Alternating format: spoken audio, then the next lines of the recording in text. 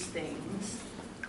I don't know what that is. That, Here's the mermaid. P.T. Barnum's Fiji Mermaid. So they had this little skeleton thing here. I know you can imagine what that must have. It's hard to see it, but it looks like it has a fish body back here. So yeah, you can go on and see these old. Just type in. Barney. You start with Barnum. Okay. And then you say Barnum and Bailey. Here's the Barnum museum. So here's what the museum is. Yeah, so you can go on Google and type all that stuff in if you're interested. I always just love to see those old pictures. Yeah, here's one of the most celebrated figures in the city. Greatest show on earth. Fiji Mermaid. Okay, so you can go look at those things. Okay, newborns have definite preferences. What's the obvious question there? Like what? Yeah. Yeah, some of these are easier than others. Newborns prefer moving objects to still ones. This is pretty close. Okay.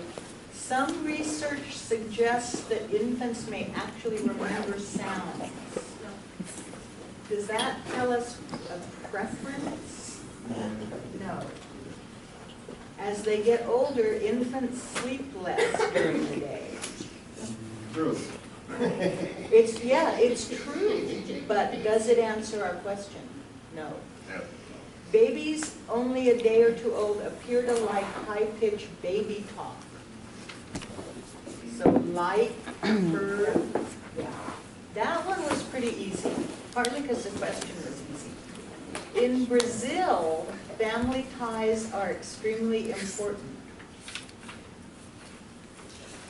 True. What's the question there? There How, could be a couple, yeah, could be a couple of questions. How? Why? How important? What kind of family ties? Yeah, this is one that's a little bit less easy than that other one. In Brazil, children often choose to live at home until they are married. What question does that answer?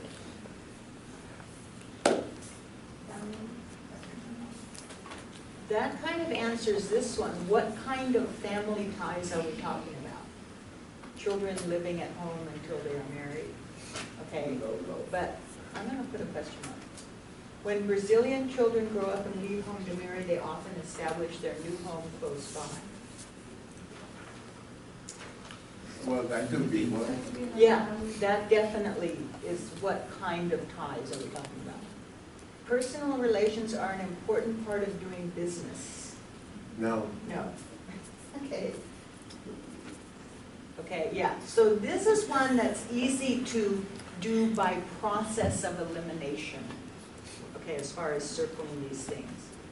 Does this have anything to do with this? Well, that statement is not You think? totally true.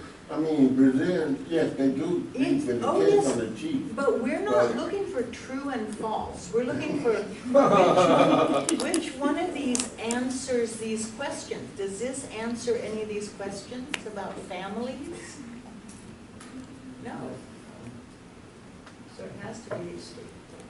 Yeah, people tend to get bogged down in these. Like I said, the reason I like this is it's partly, a test-taking exercise. Getting some experience in the different ways. Some of them are real easy, but some of them you kind of have to read through everything and pick the best ones. But this one is easy, not because the questions are easy, but because there are two really obvious wrong answers. Okay? All right. For ancient Greek and Roman males, the presence or absence of a beard was highly significant. What are the questions? Yeah, why, how so? What did having a beard mean? Okay, the Roman male prized his beard as a symbol of masculinity. Does that answer that question? Yes. Throughout history, hair has been considered a sexual symbol. No, although this one could, where could this go in the paragraph? That could go up here, right? In the story of Samson and Delilah, Samson loses his physical strength when Delilah cuts his hair. Yeah, again, true, and could be part of this, but probably not. The Greeks shaved daily because being beardless was considered a sign of beauty. So the Greeks and the Romans, so that's another clue here. Looking for your repeated words. Here's Roman and here's Greek. Okay? So that one is pretty straightforward. And again, this might go up there, but it sounds like it wasn't so to the Greeks. So maybe that doesn't work. Okay. Although there hasn't been a case of smallpox in years, the virus still exists. Now this is an interesting one. Ruthie, what question did you ask when you first read this? Okay, you did ask where. Okay, good. Because my question, having been in that generation that when I was born, yes. Before you go on, I was wondering, do we need to pick one answer or two answers for the Well, you question? need to read the directions. Okay, we need to read the directions. But I thought it says you need to pick two. You need to circle two of them. But is it just, I'm a little confused. I misunderstood. So Okay. do we need to pick one answer or two sentences or two? Read, here's the directions. Look at the Oh, directions. never mind. Never mind. It's okay. Sorry. Go ahead. Okay, does that make sense? You got it? Okay, yeah, that's the direction. Okay. I am from the generation where, when I was born, they didn't have these cures for either polio or smallpox. And when I was about 2 or 3 years old, suddenly they said, hey, we have this vaccine now. So everybody in my generation was the first babies to get these vaccines. So, and it wiped it out. I mean, those vaccines were 100%. They required all children to get them. So my question is, why?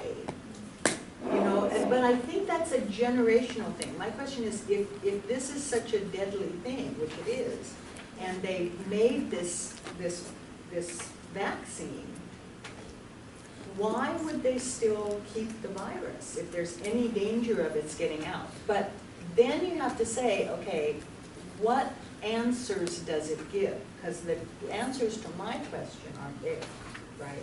The answers to Ruthie's questions are, that's the trick with this though, because it's interesting how different people will ask different questions. Why on earth would they keep that virus around? Probably to study it. Probably so that they can study it. Okay, so this definitely answers Ruthie's question. One is in a Moscow laboratory.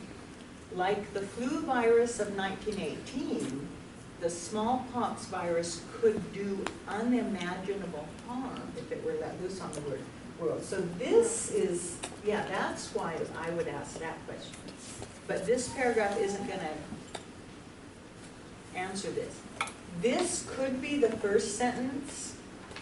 Like the flu virus of 1918, the smallpox virus could do unimaginable harm if it were let loose on the world. However, the virus still exists. So that kind of takes into account my question, but it isn't an answer. What's the clue here? A second dose, right? So there are two places that it exists, Moscow and Atlanta. Some people believe the smallpox virus should be destroyed. Okay, fine, but it doesn't answer our question. But it speaks to my question. It doesn't answer it. Okay? Okay.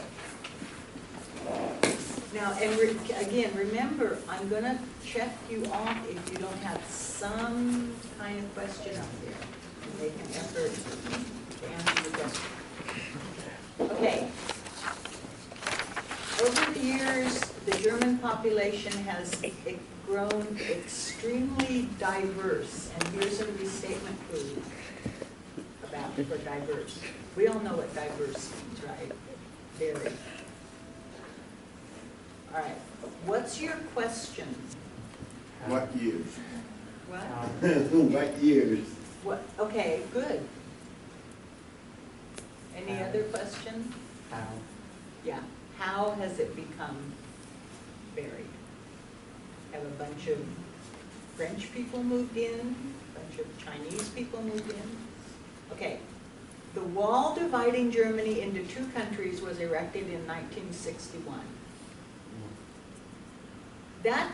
But it's interesting, if you're asking what years, this has a year in it, but does it tell us anything about growing diverse?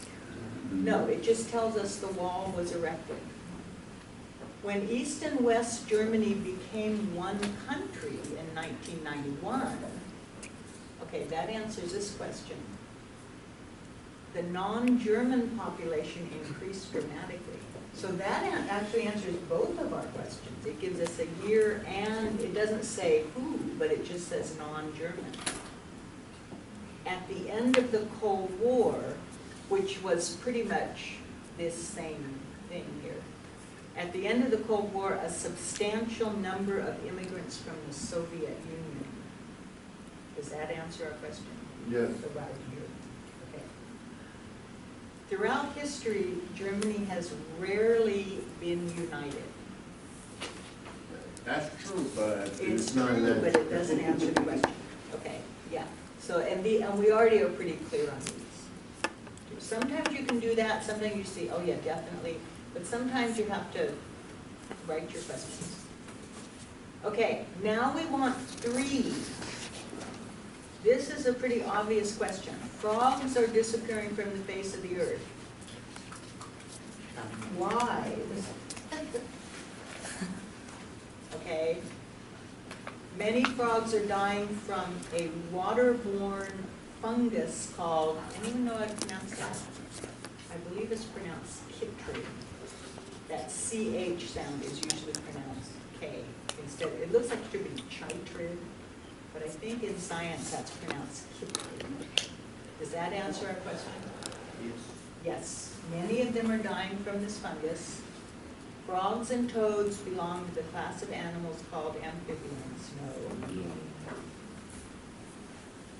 One researcher, desperate to save Panama's frogs from being attacked by the chytrid fungus, housed those that were still healthy in a luxury hotel. Does that answer our question? No. But this is like the ghost. This is like Mary Surratt's ghost. People get so interested in this idea of frogs being put into a luxury hotel that they tend to pick this just because it's so weird. But don't get, that's why they've got it in there. Don't get swayed by these strange ideas. Frogs are one of Panama's national symbols. No. No. In some locations, frogs multiply in great numbers and are considered a major nuisance. Now, this is a problematic one, and it partly goes to this luxury hotel business. Let's read the next one. Frogs are also disappearing because their habitats are being destroyed. Okay, that's a good one. So, unless we're going to choose the luxury hotel one, this is the only one left. But does that work? Okay, here's the problem with this. You have to do a logical completion of this event. They multiply in great numbers and they're considered a nuisance, so what happens? People kill them off. People kill them off. Okay, yeah, this is kind of an unspoken answer, so people, yeah. Well, how come they don't make never mind. Does this make sense though? Yeah. If you fill this in, It works. It definitely, this could go with this, because it talks about this, but it's not why they're disappearing. This is why they're still alive, not why they're disappearing. So it has to be this one, because we're looking for 3. So again, it's looking for some critical thinking on your part. Yes. This is just to let people know, in China, they're being eaten. Yeah, oh yes, definitely. That's another way to cut down the population.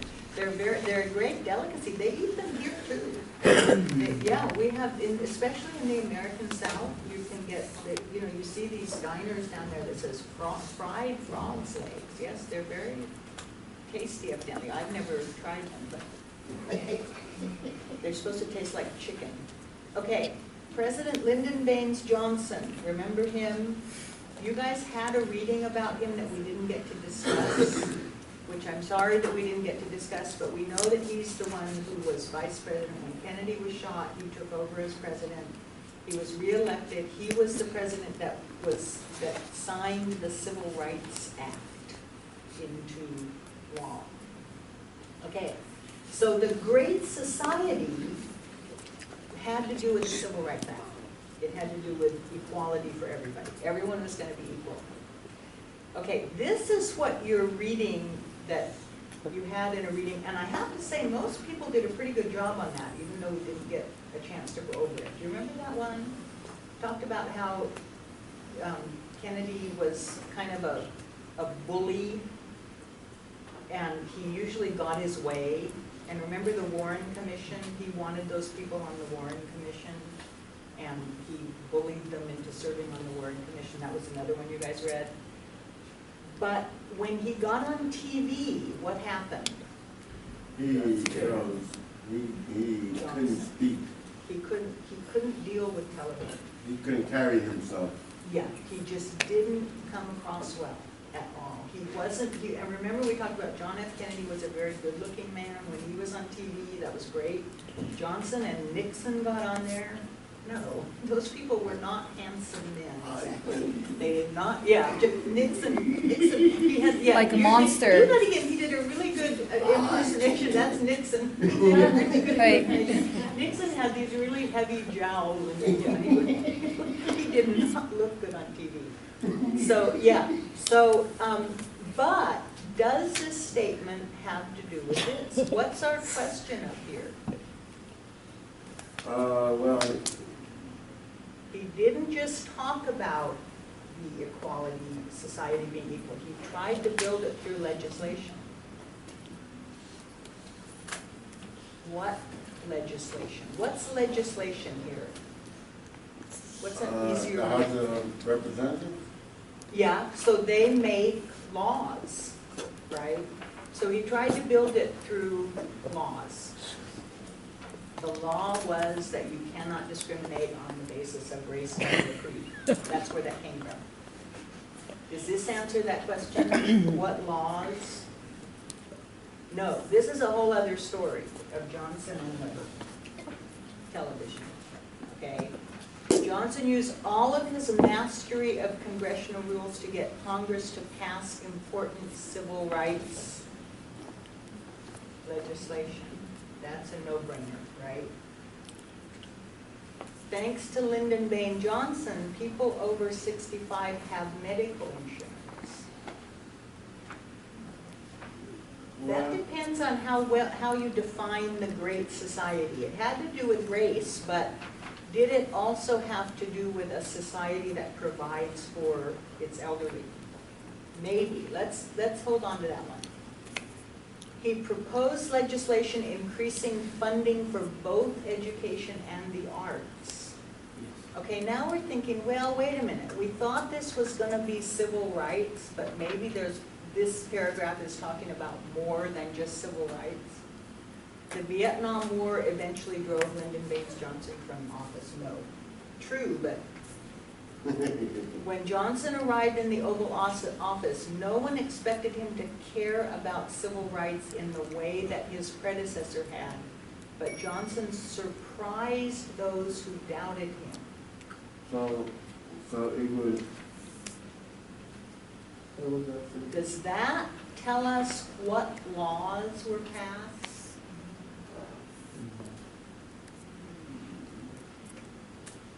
No. No, okay. Yeah, it could, this sentence could go with this, but this sentence in itself doesn't work. Okay, so what we're left is, okay, I see, they're not talking just about civil rights. They're talking about the Great Society as applied to all aspects of it. So because we, again, because we have to have 3 and we have 6 and we crossed out 3, what are the best answers? Yeah. Does that make sense? Again, just how you go around this? Okay, yes, Hannah has to go early, so I don't have anything to hand out. Okay, let's, because we only have a couple more minutes,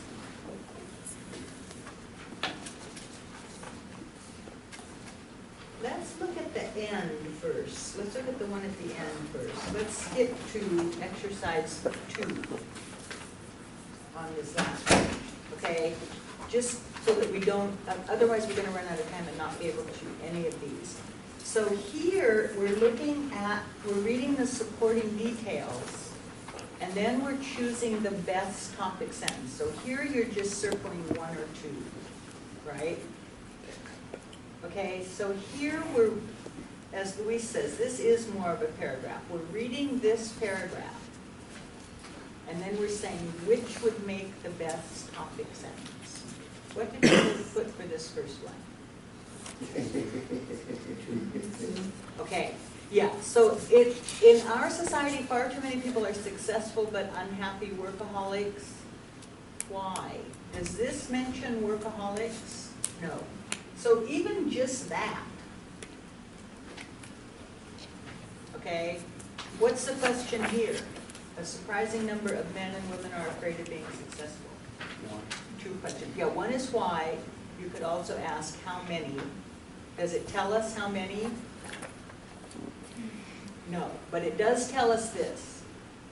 What are their reasons for being afraid of being successful? They're worried their friends will envy them if they become successful. Others afraid success will make them stand out in a crowd. And then there are those who simply fear the hard work necessary. Okay, yeah, this one goes pretty fast. Okay, claustrophobia, agoraphobia, and zoophobia. If you were scanning through this paragraph, it looks like this is going to define these words, right? Phobias are irrational fears that persist even when there is no real danger. What are your questions there? My first question is why? Why do people have fears when there's no real danger? Does this answer that? Doesn't really answer that. So again, maybe you need to go back and ask another question. Like what? What? Anybody have a question here? What's a phobia? Give me an example. Like being paranoid or scared about something? Okay, yeah. So this defines it. Irrational fears that persist even when there's no real danger. Okay, I still don't understand this. Like what? Give me an example. Claustrophobia, agoraphobia, zoophobia. Where could this sentence go? This, well, actually, this could be a 4th, right? That's another phobia. So that isn't the main idea. That's one of the phobias. Okay? The left side of the brain controls the right side of the body. This one's a little bit tricky because these are kind of similar. Okay? Which one did you pick for this one? 2. Okay. Yeah. And here's an interesting thing here. This is not a reversal transition. It's on your list that I gave you. This is where it's being used as a contrast. it tells us 2 things about the left side and 1 thing about the right side. So it's contrasting. Yeah. Does it say anything about this, controlling the right side? No. Okay. Okay. This one is pretty easy. If you glance it through and look for repeated words, is this word mentioned anywhere up here? No. So that you guys can do that, right? You almost don't have to read this. And what about this? That's our old clue, right? There are a number of ways. How many ways are there? Okay, 1, 2, 3, right? Those are pretty easy. Okay, I just didn't want to ignore those altogether. Okay, let's go back to these ones, because I know usually we get, oh yes. Okay, topic sentence. Unions have tried unsuccessfully to organize Walmart employees. What's the question? Yeah, couple of questions here. Why and how? And what happened when they tried this? That's this, right? Why were they unsuccessful? Okay, Walmart was founded by Sam Walton and is a family-owned business. Does that answer a question? No. Could go in there somewhere. At one point, the Teamsters tried to organize but failed. That's a good clue. Same words here. Failed, tried, and failed. After the company launched a publicity campaign focusing on allegedly, what does this word mean, allegedly? Were these things illegal? Focusing on illegal activities by the union. If it's alleged, falsely accused? not falsely, but allegedly means somebody has said this. We don't know that, we can't say that they're illegal. You'll always hear this in the news if they say, you know, police have captured so-and-so for breaking into a bunch of houses. The alleged suspect, they can't come out and say he is the one who did it. They have to say alleged. That means supposedly, that's what they think. But it's not necessarily true. A number of women have filed lawsuits against Walmart, claiming that the company's hiring practices discriminate against females. No. Yeah, it doesn't have, and did anybody circle that one? No. Doesn't have anything to do with unions. Remember unions? Remember our thing about the organizations, the farmers' organization, the Granges, and the labor unions? These are the labor unions, okay? So, right, the UFCW tried to organize, we'll circle that. It agreed to pay $11 million to settle allegations that it had failed to pay overtime to janitors.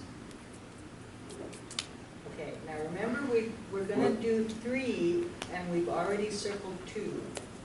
But Yes. you have alleged and allegation. Same word, good catch. Allegedly illegal, allegations means the same thing. It's been they've been accused of it, but they haven't necessarily found that it's true. And when you settle an allegation, very often, this gets very legalistic, they're settling it, they're not necessarily saying we were in the wrong, but they're going ahead and covering it up with money. Okay, yeah, when you settle an allegation, that's a real gray area. They're not saying that they did anything wrong. Okay, so we did 2. Okay, what about this one? Which one are we going to circle now? Are we going to circle? We can only circle 3. They tried but failed. This one says they tried. It doesn't say that they failed. They settled allegations that it had failed and won the right to organize butchers, but Walmart defeated union efforts. So which ones actually talk about trying unsuccessfully to get a union in there? Yeah, this is one thing, but does this mention the union? No, it's very possible that the union was in there somewhere, but what we're looking for, again, is our repeated words. Unions tried unsuccessfully, okay? The Teamsters is a union. They tried but failed. This is a union. It tried, okay? And this is the second part of this. They tried to organize employees. They won the right to organize the butchers, but what happened? They defeated. Yeah. So those are the ones. This is not union. At least it doesn't say. Yeah, that's a tricky one. Kind of have to know what's going on there with the unions. Okay. Eleanor Roosevelt played an active role in her husband's administration. What did she do? How active was she? Well, Right. wasn't he confined to a wheelchair? Yes. That was another thing. He came along before television. He was the radio guy. They say now that if he had been in the same era as Kennedy and Johnson, he wouldn't have been popular because they didn't want, at that point, wouldn't have accepted a president in a wheelchair. And he was kept, there wasn't any visual, there was just radio. Whenever he would go in front of the people, he had these two canes, and they would get him up out of that wheelchair and have him standing up, so that a lot of people didn't know he was in a wheelchair because the press release publicity would very carefully only present him standing on those canes. It was hard for him. But back then, that was during World War II, the idea of a president in a wheelchair wouldn't have gone over very well. She was a personal hero of Hillary Clinton. Does that say anything about the role she played in her husband's administration? No. She made it a point to introduce her husband to reformers and social activists. Yes. She traveled so much that a newspaper once announced, Mrs. Roosevelt spent the night at White House. Okay. Well, that I'm going to put as a question. A passionate supporter of women's rights, she ensured that women were appointed to office. Yes. That's an active role. She played a key role, definitely, in launching the public works. Okay, so we've got 3. So yeah, you're right, this one doesn't work. Some complained about her. Okay? Let's see. One more. Oh, we finished already. Okay, this is easy. Good leaders seem to have several traits in common. What are they? This one you can do by saying one, also, and then this is our questions. Personality traits are observable within an outside situation. Do these say anything about leaders? No. This one was pretty straightforward. If you just did your reading it through once, looking for words. I visited another reading class where there's a new teacher, and she said a really interesting thing. And I have to give her credit because it's not my original idea. She said, if you're going to cut down a tree, would you use a spoon, an axe, or a chainsaw? A spoon. Somebody would use a spoon. Okay, no, you have to answer a chainsaw. So think about it. You're going to cut down a tree. Would you use a spoon, an axe, or a chainsaw? Probably the logical answer would be a chainsaw, right? Okay, to get it done quickly and correctly. And then she said, you know what, if you're not doing this preliminary work, she said, all this stuff we've been talking about, looking something over first, reading it over once and then reading it again, making some notes, asking some questions, she said, that's your chainsaw. She said, what you guys are doing, if you're trying to approach this without having asked these questions, without having previewed it, without having looked for the repeated words, without having looked for the list, you're trying to cut down a tree with a spoon. You have a chainsaw at your disposal, and that is all that preliminary work. So use it. And I thought that was a really good way to explain it. Use your chainsaw. Don't go along trying to pick these paragraphs apart with a spoon. Use all these powerful strategies that you have to cut down that tree. Does that make sense? Okay, so come on Thursday prepared to write something about consider your personal freedoms. In this country, you have the right to marry who you want, the right to have children, work where you want to, drive a car, do all this other stuff. How would you feel if one of those freedoms was taken away from you? So the reading is going to have something to do with the removal of personal freedoms and how you would feel about it. Okay? Turn in your homework, and I will be in my office after my class gets out at 2. If anybody wants to come see me, you don't have to make an appointment. Yes, you can have your phone back. You don't have to make an appointment, but please come see me if you have any questions about possibly dropping how you're doing the class or whatever.